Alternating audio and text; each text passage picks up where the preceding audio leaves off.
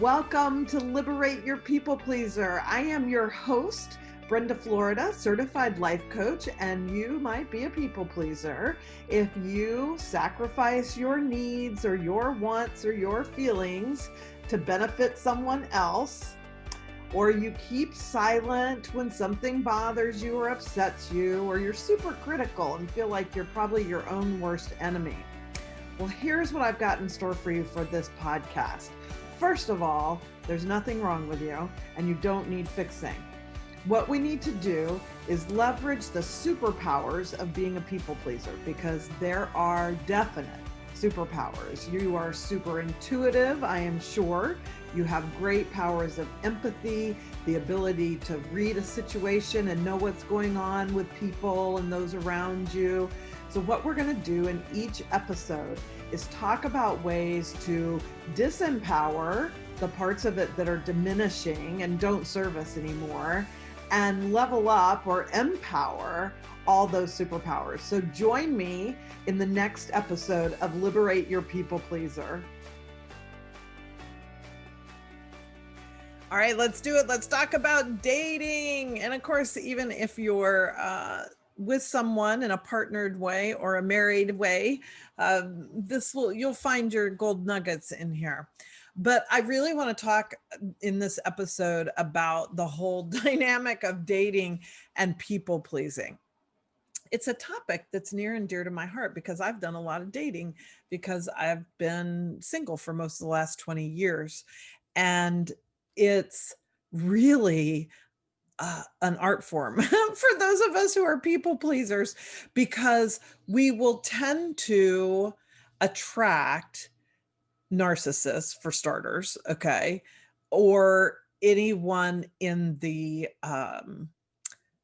super selfish, self-centered way, having those proclivities because of our ever-present energy of being such a giver, right? People pleasers always come off as so giving and so loving, and all that caretaker and doing for others energy, which is so lovely. Again, it's just how our superpower can get distorted if we don't balance it, right?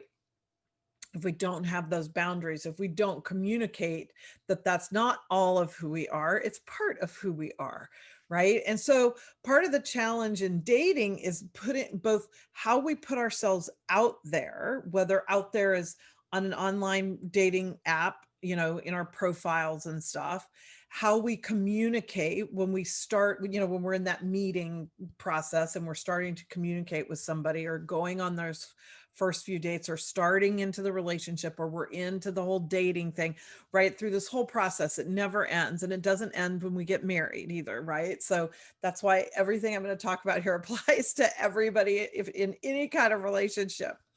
And it's because it's that twofold dynamic of both, how am I presenting myself? How am I communicating about myself? And then what am I looking for in the other person? What am I expecting out of the other person? What are my boundaries? Am I communicating them? Is my voice as heard, so to speak? And it starts with us.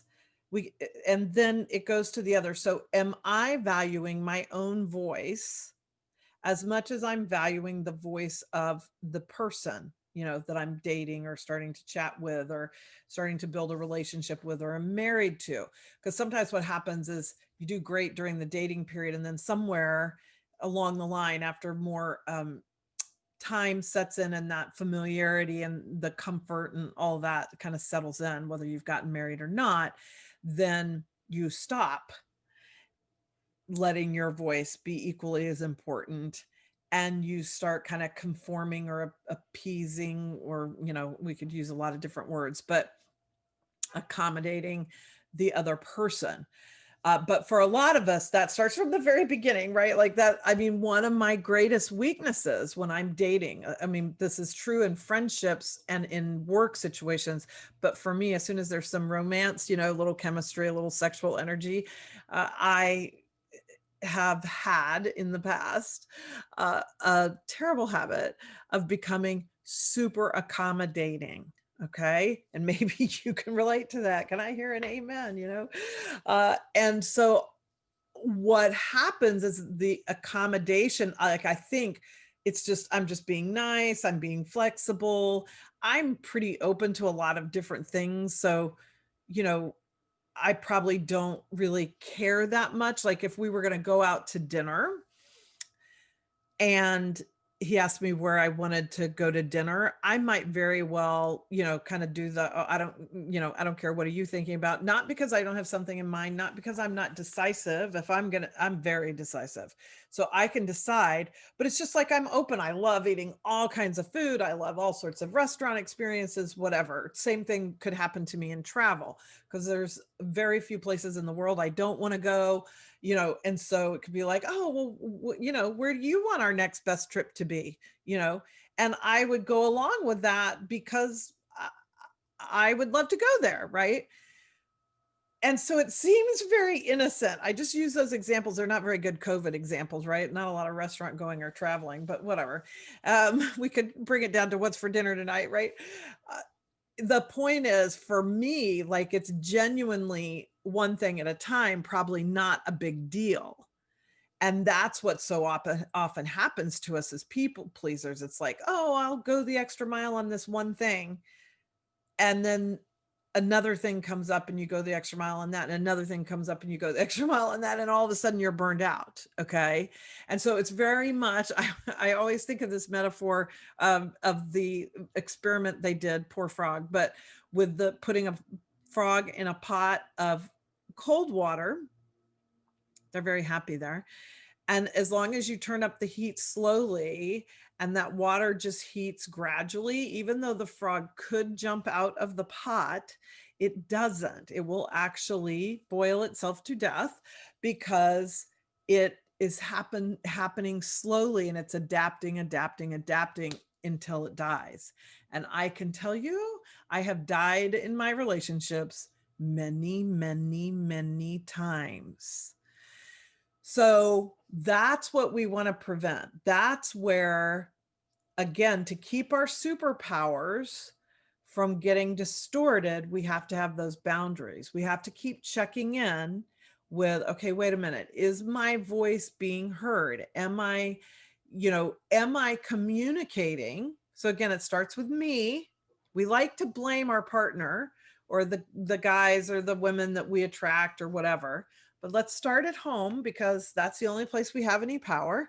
And everything starts there. If we were prioritizing our own voice, if we were considering our own needs as important as anyone else's, if we were comfortably communicating those things, if we were seeing and hearing and valuing ourselves, we would either never attract somebody who's not going to mirror that back to us, or if we did, or they happened to, be attracted to us and we started that chat or whatever, went on a few dates, we would notice it right away. When you're seeing and hearing and valuing yourself, and you start dating someone or communicating with someone who doesn't see and hear and value you, you notice it right off, like a frog who just was dropped in a pot of boiling water and immediately springs out. And you say, okay, this person's not for me, And of course, it ultimately ends up changing also who you attract. But the job isn't to measure this and be like, oh, well, until I'm only attracting, amazing people, I haven't done my work. That's not the point. That's just more ways for your ego to cleverly self-criticize you. The point is that you are seeing and hearing and valuing yourself to such a degree that you would just stop dating, stop communicating, stop chatting wherever you're at in the process, the spectrum, get into marriage counseling if you're already married, whatever. The relationship, because you won't tolerate being with somebody who doesn't see, hear, and value you.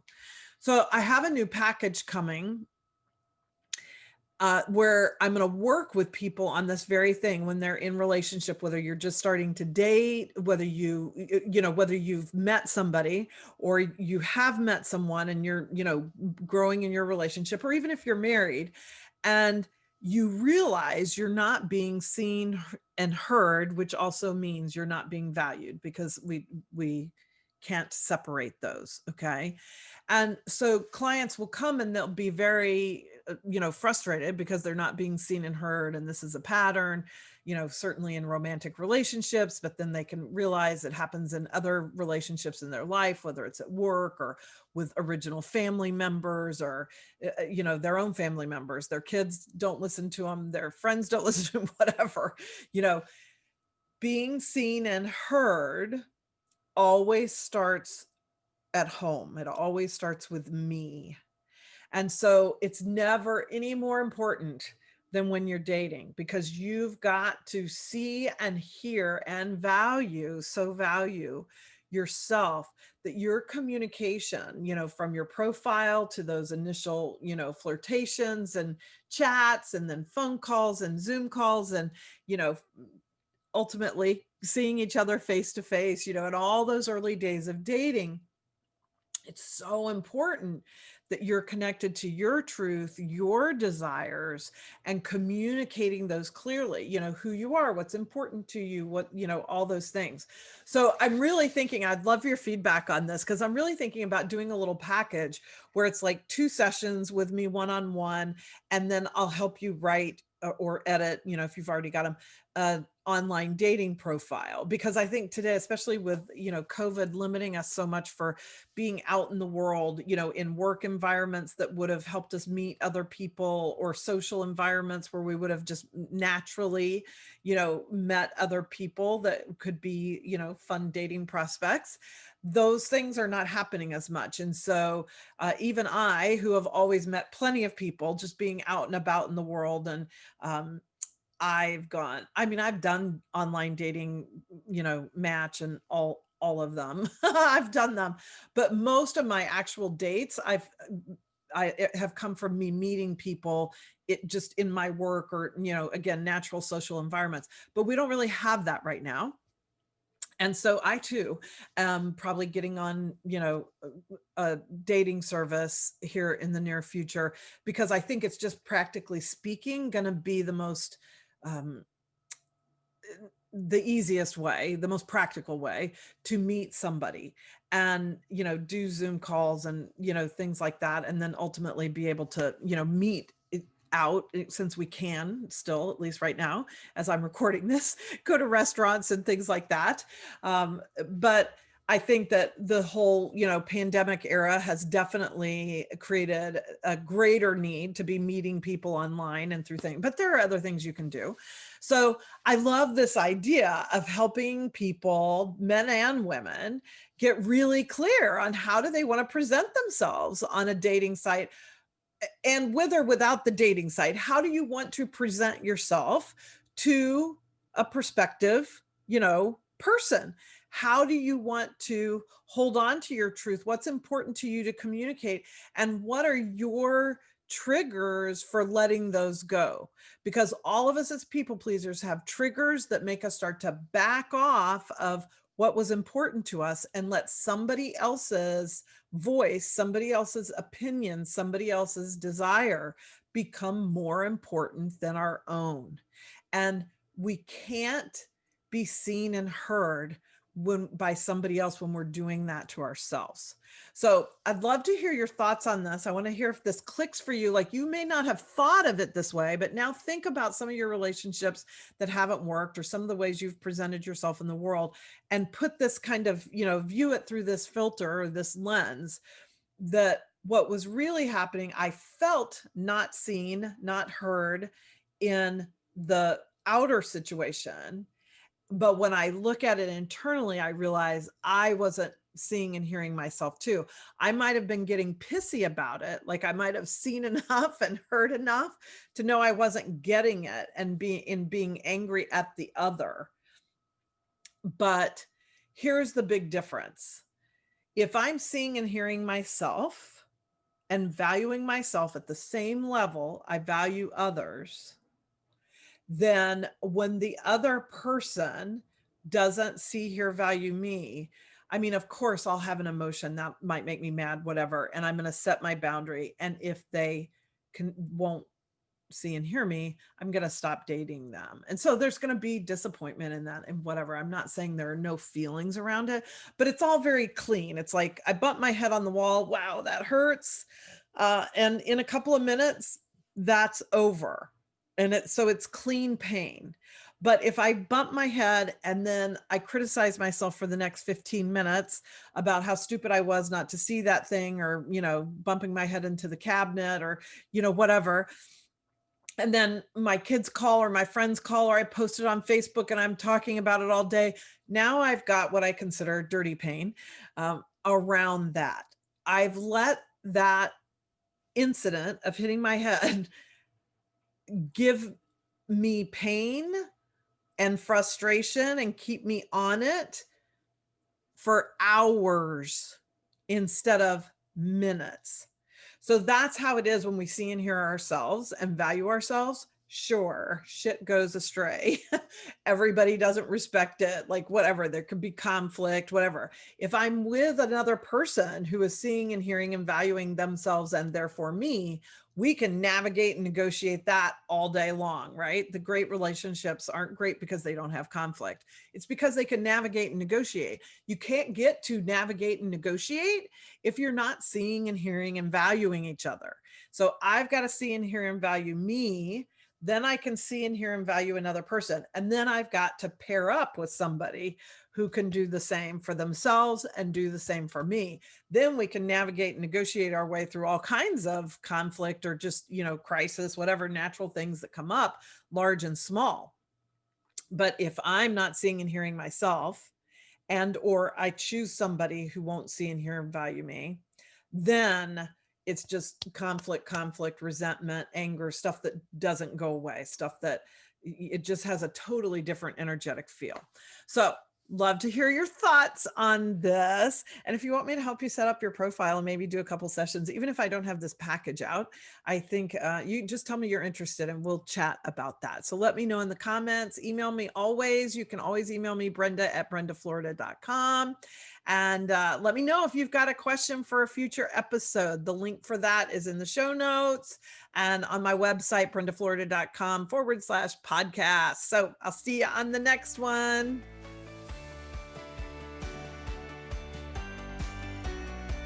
All right. Thank you for joining me for this episode of Liberate Your People Pleaser. Hey, I've got 3 more things for you.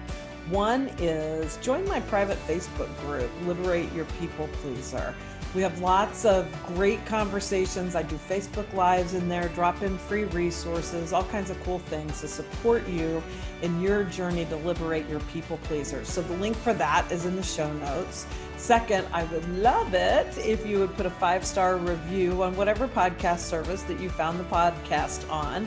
That would be totally awesome. And I'll give you a shout out on a future episode.